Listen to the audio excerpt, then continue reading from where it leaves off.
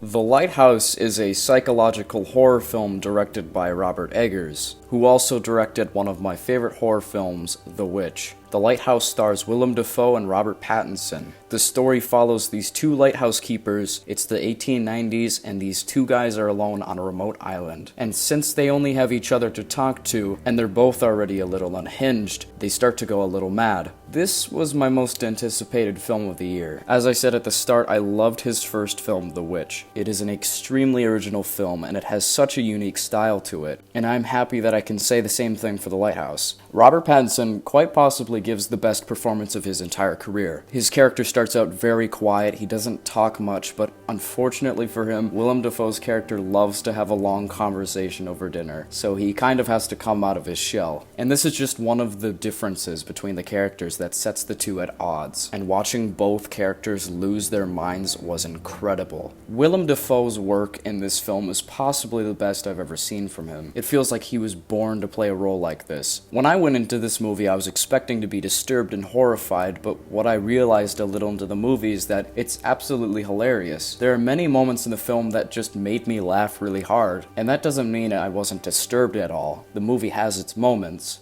But this is not just a horror movie. It has fantasy elements and thriller elements. A lot of this film is mellow, but Robert Eggers found a way to, at the same time, make it funny. The visuals in this movie are very absurd. Some of them were horrifying and some were hilarious. The aspect ratio helped make the film feel even more claustrophobic, and there were some really cool moments where the lighting is so low that the edges of the screen are covered in shadow and left the middle of the screen as our focal point. And it's at moments like this where the aspect ratio just bleeds through the background. If you're gonna shoot in a unique way, you have to make it worth it, and this film does 100%. At its core, this film is about two guys trapped on an island going mad, and the movie sort of makes you feel like you are as well, with its intense visuals, the performances, the score, and the editing, which is incredible. It makes you feel like you're losing your mind because you can't always make sense of what you're looking at, but at the same time, you love it. Films like this come around very rarely because this film is not concerned about the current trends and what's mainstream. I take no hesitation in saying that this is the best film of the year,